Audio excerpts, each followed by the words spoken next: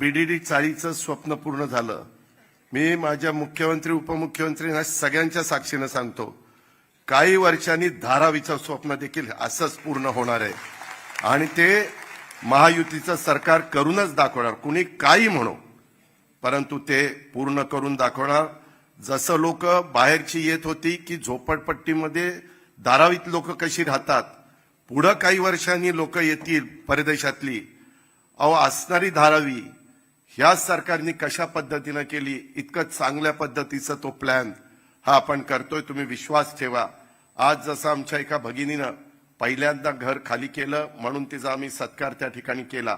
कुठंतरी सुरुवात करायची असते, कुठंतरी विश्वास दाखवायचा असतो आणि त्या विश्वासाला पात्र राहण्याचं काम सरकारमधल्या मान्यवरांनी त्या बाबतीमध्ये करायचं असतं आणि तेच काम हे आजच्या कार्यक्रमाच्या निमित्तानं झालं. बीडीडी चाळीचा एक तसं बघितलं तर खूप मोठा इतिहास आहे. या चाळीनं संयुक्त महाराष्ट्राची चळवळ पाहिली. महाराष्ट्रासाठी रस्त्यावर सांडलेलं रक्त, वासुदेव बळवंत फडके यांच्यासारखे क्रांतिकारक देखील याच चाळीमधले राहिले. बटाट्याची चाळ या पुस्तकातून जे पु ल देशपांडे यांनी चाळीच्या जीवनाचं सुंदर वर्णनच केलेलं आहे. अनेक क्रांतिकारी चळवळी तसंच मुंबईच्या सामाजिक, राजकीय आणि सांस्कृतिक जडणघडणीत चाळींचा व त्यातील कष्टकऱ्यांचा अतिशय मोठा वाटा आहे. त्या कष्टकऱ्यांच्या मोलाचं योगदान आज मुंबईच्या विकासात राहिलेलं आहे. आपण किती मजली इमारती आणि टॉवर या ठिकाणी बांधले तरी चाळीच्या ऋणातून आपण मुक्त होऊ शकत नाही. आपल्या अनेकांच्या पिढ्या त्या चाळीमध्ये गेलेल्या आहेत. संयुक्त महाराष्ट्रासाठी बलिदान दिलेल्या हुतात्म्यांच्या पैकी अनेकांचं वास्तव्य ह्या आपल्याच मुंबईच्या चाळीमध्ये होतं. या हुतात्म्यांची आपण नेहमी आठवण ठेवली पाहिजे. उद्या चाळीतून तुम्ही टॉवरमध्ये गेलात तरी आपली संस्कृती ही तुटू देऊ नका. अख्खं आयुष्य आपण या ठिकाणी जगला आहात. हे घर तुमचं स्वतःचं आहे आणि त्यामुळं कोणत्याही मोहात बळी पडू नका. माझी विनंती आहे. खरं तर मुख्यमंत्री महोदय, उपमुख्यमंत्री महोदय, अजून आपण साधारण ते घराच्या चाव्या त्यांच्या हक्काचं घर म्हणून आपण देतोय, ते त्यांना किती काळाकरता ठेवता येईल, भले 10-15 वर्षाकरता त्यांना विकता येणार नाही अशी काहीतरी आड घाला, नाहीतर पुन्हा कुठं तरी ते आपले मुंबईकर आपल्या मुंबईत मध्ये राहिले पाहिजे.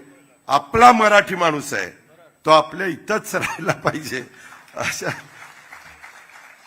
अशा पद्धतीनं मी इथं मत व्यक्त करू इच्छितो. एकंदरीतच बीडीडी चाळींना अतिशय गौरवशाली अशा प्रकारचा इतिहास आहे.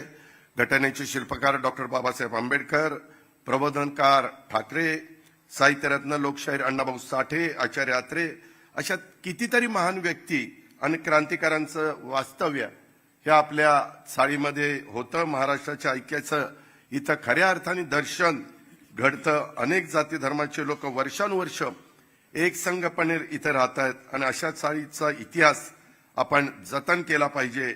या चाळीमध्ये घरासोबत लोकांना अन्य सुविधा देखील आपण दिल्या पाहिजे. चाळीच्या जागी इमारती उभ्या राहतील पण कष्टकरी माणसाला इथून जाऊन देऊ नका. तुमच्या कष्टाचा ठेवा, काही झालं तरी विकू नका. अशा पद्धतीनं माझी तुम्हाला सगळ्यांना विनंती आहे. मला एकच सांगायचं, मी फार बारकाईनं तिथं जगवारचे कॉक वापरलेले आहेत. तिथं नटबोल्ट मी बघत होतो, कुठल्याही गोष्टी इतक्या चांगल्या क्वालिटीच्या वापरलेल्या आहेत आणि मी सहज त्यांना विचारलं की किती वर्ष हे टिकेल. ते म्हणले 100 वर्ष हे टिकेल, ह्याला काही होणार नाही, इतकंच चांगलं काम आम्ही केलेलं आहे. मला असं वाटतं की ज्यावेळेस आपल्या सगळ्यांच्या आशीर्वादानं आपलं महायुतीचं सरकार महाराष्ट्रामध्ये आलं त्यावेळी आपण हा निर्णय केला की आतापर्यंत आपण मागण्या करत होतो पण आता मागण्या पूर्ण करण्याची वेळ आली आहे आणि मग बीडीडी चाळीच्या पुनर्वसनाचा जो मुद्दा आहे तो आपण ऐरणीवर घेतला. खरं म्हणजे आपल्याला मला सांगितलं पाहिजे की अनेक अडचणी त्याच्यामध्ये होत्या. 90 वर्षाचे लिटिगेशन्स होते. ते सगळे लिटिगेशन्स एक एक करत आपण पार पाडले. पण त्यात सगळ्यात महत्वाचा काही भाग असेल तर मी साधारण अभ्यास केला की गेले 20-25 वर्ष बीडीडीच्या बद्दल बोललं जातं पण बीडीडीचा पुनर्विकास का होत नाही. तर माझ्या लक्षात आलं की हा पुनर्विकास कुठला तरी बिल्डर, कुठला तरी विकासक करेल अशा अपेक्षेने त्या ठिकाणी सोडलेला आहे. आणि मग दरवेळेस एक नवीन बिल्डर येणार, तो काहीतरी आराखडे तयार करणार, त्या ठिकाणी लोकांचे कन्सेंट घेणार आणि लोकांना काहीतरी स्वप्न दाखवणार आणि त्याच्यानंतर ते काम होणार नाही.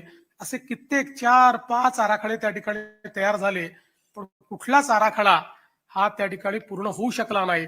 कारण बिल्डरला इंटरेस्ट असायचा तो मला सेलेबल किती मिळेल याच्यामध्ये. आणि म्हणून आपण जर बघितलं असेल तर वेगवेगळ्या प्रकारच्या संघटना तयार झाल्या, वेगवेगळ्या प्रकारचे डिझाईन तयार झाले, वेगवेगळे बिल्डर फिरायचे. कोणी म्हणायचं मी 300 स्क्वेअर फूट बोलतो, कोणी म्हणायचं 310 देतो, कोणी म्हणायचं 325 स्क्वेअर फूट देतो. आणि मग अशा या सगळ्या वातावरणामध्ये त्यावेळी मी ही संकल्पना मांडली. आमचे झेंडे साहेब या ठिकाणी आहेत. मी म्हटलं बिल्डरची आवश्यकता काय आहे. आपण समजा म्हाडा एवढं मोठं आपण त्या ठिकाणी तयार केलेलं एक संघटन आहे, ज्याच्याकडे मुंबईकरांना घरं देण्याची आपण व्यवस्था केली आहे. म्हाडानेच बिल्डर का होऊ नये, म्हाडानेच हे रिडेव्हलपमेंट का घेऊ नये. आणि म्हणून आम्ही निर्णय केला आणि आम्ही सांगितलं की बिल्डर 300 देतोय ना, म्हाडाला काही खूप प्रॉफिट कमवायचं नाही. म्हाडाला इथे सेलेबल करून याला क्रॉस सबसिडाईज करायचं आहे. याच्यामध्ये म्हाडाच्या खिशातनं पैसे जाणार नाही एवढंच आपल्याला बघायचं आहे. आणि म्हणून आपण निर्णय केला की आमच्या रहिवाशांना 160 नाही, 300 नाही, तर 500 चौरस फूट जागा ही त्या ठिकाणी आपण देऊ. आणि त्यानंतर त्या संदर्भात जवळपास 3 वेगवेगळ्या कॅबिनेट बैठकांमध्ये वेगवेगळे निर्णय आपण घेतले.